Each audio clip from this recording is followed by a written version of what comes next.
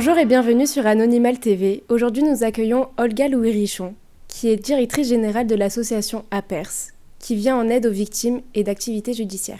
Bonjour Olga. Bonjour Philine. Merci beaucoup d'être avec nous aujourd'hui. C'est avec plaisir. Pour commencer, est-ce que vous pouvez nous présenter l'association APERS, qui est implantée depuis 1980 à Aix-en-Provence, nous dire quelles sont ses missions et nous développer votre rôle? D'accord, avec grand plaisir. L'association APERS est donc effectivement une association qui existe depuis 43 ans et qui dispose d'un agrément du ministère de la Justice pour la prise en charge des victimes d'infractions pénales, de catastrophes naturelles, d'accidents collectifs et d'attentats. Également, nous sommes compétents pour travailler en partenariat avec le ministère de la Justice pour l'exécution de mandats judiciaires pour la prise en charge des auteurs d'infractions pénales. Voilà en gros qui nous sommes. Sur la prise en charge des auteurs d'infractions pénales, nous sommes saisis par des mandats judiciaires, par la juridiction d'Aix-en-Provence, par le procureur de la République et les magistrats du siège également, pour assurer des contrôles judiciaires, des enquêtes en détention dans le cadre des procès d'assises, pour les déferrements, pour les comparutions au tribunal. Et nous sommes également délégués du procureur, donc nous condamnons sur décision du procureur par délégation. Ça, c'est pour la prise en charge des auteurs. Donc, les auteurs nous sont dirigés directement par le tribunal. Sur la prise en charge des victimes, les victimes se présentent soit en commissariat, soit en gendarmerie, mais peuvent également venir nous voir de manière spontanée à partir du moment où elles considèrent qu'elles sont victimes. Et à ce moment-là, nous allons leur apporter de l'aide. D'accord. Alors, pour revenir à ce que vous avez dit par rapport aux victimes, elles n'ont pas besoin d'être, comme vous avez dit, considérées comme victimes. Enfin, c'est pas obligé qu'il y ait eu une plainte.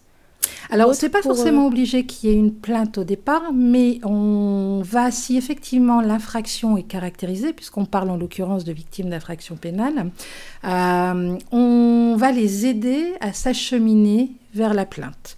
Alors, nous avons toutes sortes de victimes. L'APERS a pris en charge l'an dernier 8000 victimes d'infractions pénales. Sur ces 8000 victimes d'infractions pénales, vous en avez à peu près 2500 qui concernent des violences intrafamiliales, donc sur des enfants ou sur des femmes ou des hommes victimes de violences conjugales. Et beaucoup, la plupart effectivement des prises en charge concernent des personnes qui ont déposé plainte ou qui sont en passe de déposer plainte et pour lesquelles nous allons les accompagner. Il peut y avoir aussi des freins à ce dépôt de plainte. On peut venir nous voir et on va expliquer et on va vulgariser la manière dont va se dérouler la procédure pénale et ce qui va se passer si la personne dépose plainte pour qu'elle ait tous les éléments pour pouvoir le faire. Ok, parfait. J'aimerais vous parler maintenant de l'équipe qui constitue l'association. Est-ce que vous pouvez nous dire à peu près combien vous êtes, comment cela fonctionne ? Et est-ce que vous avez des intervenants extérieurs et d'autres structures qui sont rattachées à vous ? Alors, d'autres structures qui sont rattachées à nous, stricto sensu, non, on travaille beaucoup en partenariat, mais nous ne sommes pas un siège principal avec des antennes et d'autres structures. En revanche, nous avons divers métiers qui composent l'association. Alors, en tout, on est une quarantaine de personnes. On est compétent pour la prise en charge de victimes sur 97 communes des Bouches-du-Rhône, donc sur les juridictions d'Aix-en-Provence et celles de Tarascon. Et pour ce faire, nous avons des salariés qui sont dispatchés sur l'ensemble de ces territoires des tribunaux judiciaires. Alors le premier métier, ce sont les intervenants sociaux en commissariat et gendarmerie. Les intervenants sociaux en commissariat et gendarmerie, nous en avons 10 qui sont dispatchés sur 18 commissariats et gendarmeries des Bouches-du-Rhône. Elles sont chargées, puisque ce sont principalement des femmes, puisque ce sont des métiers qui intéressent principalement des femmes, elles sont chargées de faire ce qu'on appelle le primo-accueil des victimes. C'est-à-dire que vous allez avoir une victime qui va venir en commissariat ou gendarmerie pour signaler des faits ou pour déposer des plaintes.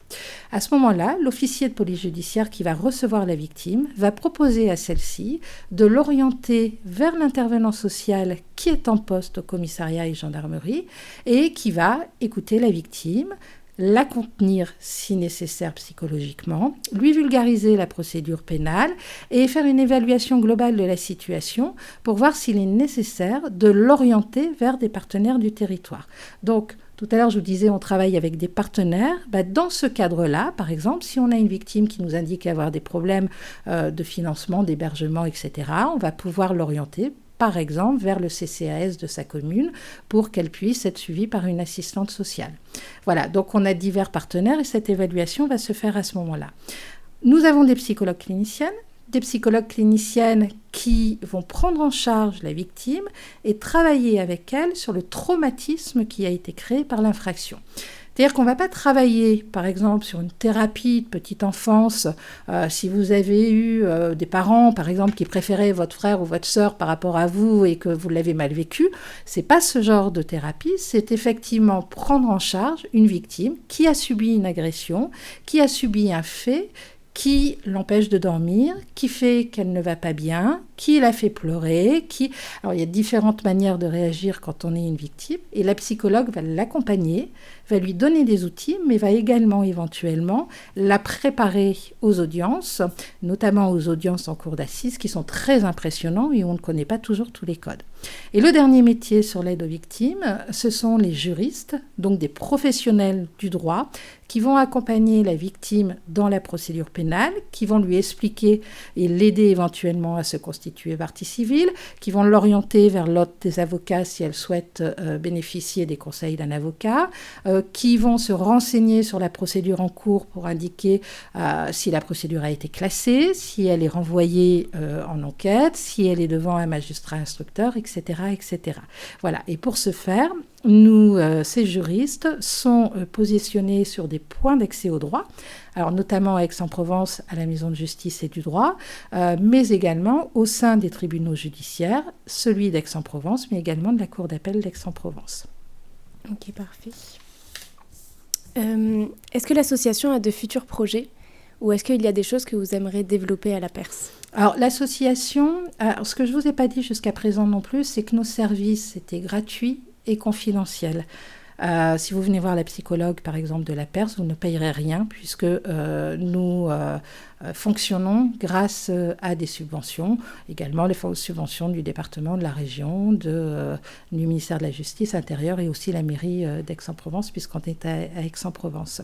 Alors sur les projets, vous savez, comme on est totalement imbriqué dans les politiques pénales que mettent en œuvre les magistrats, finalement les futurs projets sont souvent liés à ceux qui sont mis en place par les magistrats. On va parler ces dernières années, par exemple, de tout ce qui concernait les violences conjugales, avec la mise en place des dispositifs de protection qu'on appelle les téléphones grave danger ou les bracelets anti-rapprochement, qui sont finalement assez récents, puisque les premiers téléphones sur Aix-en-Provence ont été donnés à des femmes dont la vie ou à des personnes dont la vie sont gravement menacées par leur ex-conjoint et qui sont donc en danger de mort. Ce sont des dispositifs de protection, ça date de 2016. Donc ça, c'est quelque chose qui s'est énormément développé et qui fait qu'aujourd'hui, la Perse accompagne et porte à peu près 80 personnes qui disposent de ces moyens de protection. Si demain, le ministère de la Justice développe d'autres projets, puisqu'on est l'association qui a cet agrément justice, on ira avec le tribunal développer ces projets et si cela concerne effectivement les victimes. Sur l'association en elle-même, vous savez, on est déjà à 40. L'an dernier, on a pris en charge à peu près 12 000 personnes. C'est déjà beaucoup. Donc, on est prêt à aller sur de nouveaux chantiers, mais qui soient aussi liés à nos cœurs de métier. Ok, parfait. Alors, j'ai une question qui n'était pas... que je viens de penser. Est-ce que, par exemple, moi, j'habite à Pertuis. Oui. Je ne suis pas, du coup, dans les Bouches-du-Rhône. Est-ce que je peux quand même venir à la Perse ? Alors, vous pouvez venir à la Perse, si ce n'est qu'on va vous orienter vers l'association qui travaille avec le tribunal judiciaire d'Avignon, puisque Pertuis dépend d'Avignon. Donc, vous n'êtes pas sur l'arrondissement du tribunal judiciaire d'Aix-en-Provence, mais on ne vous claquera pas la porte au nez, on ne vous dira pas non, on ne vous reçoit pas, mademoiselle, mais on vous écoutera et on vous mettra en lien avec l'association compétente. Parmi les domaines dans lesquels vous intervenez, il y a la justice restaurative qui n'est pas beaucoup médiatisée en France. Est-ce que vous pouvez nous expliquer brièvement en quoi ça consiste ? Alors la justice restaurative, c'est l'application d'un article du Code de procédure pénale qui est l'article 10.1 qui permet à des justiciables de se diriger vers une association d'aide aux victimes ou vers le service pénitentiaire d'insertion et de probation pour les auteurs majeurs ou de la protection judiciaire et de la jeunesse pour les auteurs mineurs, pour mettre en place une rencontre avec un auteur, alors soit son propre auteur, soit un auteur qui a commis les mêmes faits que ceux qu'on a subis, pour pouvoir échanger, dialoguer et comprendre.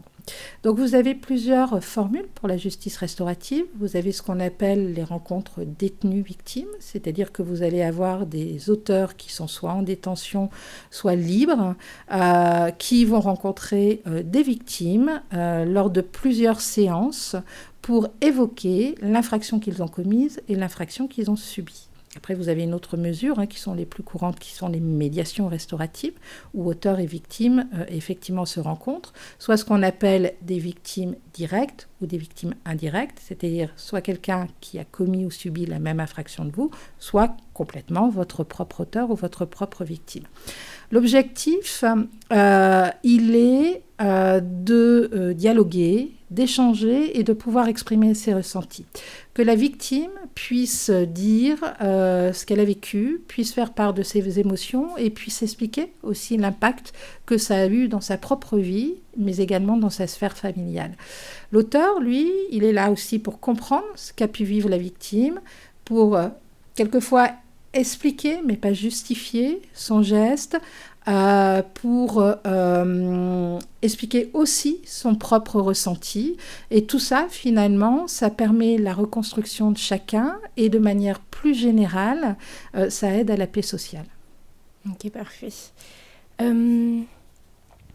Alors, je ne sais pas si vous en avez... Enfin, je me rends compte que vous n'en avez pas vraiment parlé. Est-ce que vous pouvez nous expliquer plus en détail votre rôle dans l'association ? Alors, le rôle... Votre rôle à vous. Qu'est-ce que vous faites non, dans l'association ? Alors, moi, je suis effectivement directrice générale. En fait, je suis un petit chef d'entreprise, c'est-à-dire que je fais de la ressource humaine. Je représente l'association dans diverses réunions. Je mets en œuvre des projets nouveaux avec l'aide de mon conseil d'administration, puisqu'on est une association. Qu'est-ce que je fais d'autre ? Je règle un certain nombre de difficultés lorsque vous pouvez avoir des situations qui sont très délicates. Voilà, donc j'ai un côté RH, j'ai un côté financier, j'ai un côté représentation. Voilà, tout ce qui concerne l'association en général passe un petit peu par la direction dans son ensemble, puisque je ne suis pas seule.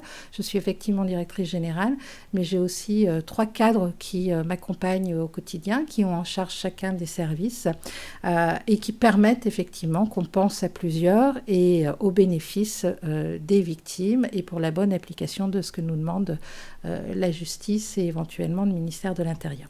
Il y a un sujet dont je ne vous ai pas parlé et auquel je pense, qui est ce qu'on appelle le SAVU, qui est le service d'aide aux victimes d'urgence. Il faut savoir que je vous disais en préambule que la PERS était compétente pour la prise en charge des victimes d'infractions pénales, mais aussi d'attentats, d'accidents collectifs et de catastrophes naturelles. Nous avons à la PERS une ligne confidentielle avec une saisine par les officiers de police judiciaire, le ministère de la Justice ou quelquefois par des maires et des préfets qui nous permettent de déployer une ou plusieurs personnes et quelquefois des cellules pour la prise en charge de victimes gravement traumatisées. Alors ce sont quoi les victimes gravement traumatisées ? Ce sont des personnes qui viennent de subir une agression grave, ce sont des découvertes de cadavres, ce sont des accidents mortels de la circulation. Il faut accompagner les OPJ pour faire les annonces d'essai et expliquer aux proches quelles sont les formalités administratives et puis les déchoquer puisque c'est une cellule de déchocage.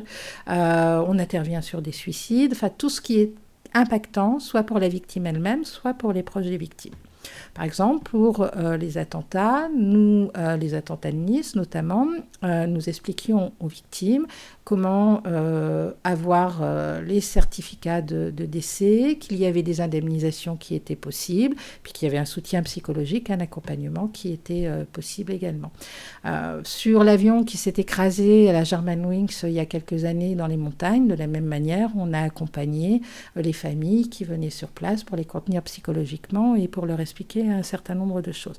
Donc ça se place de manière individuelle. Vous êtes une victime, vous avez subi quelque chose, à des situations plus complexes. Vous êtes au casino, il y a un braquage, il y a de multiples personnes dans la salle, tout le monde a très peur. Et nous, on vient là pour faire baisser la charge émotionnelle. Voilà, il y a aussi cette cellule-là qui existe au sein de la PERS.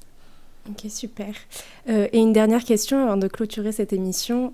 Comment les victimes peuvent-elles faire appel à vous ?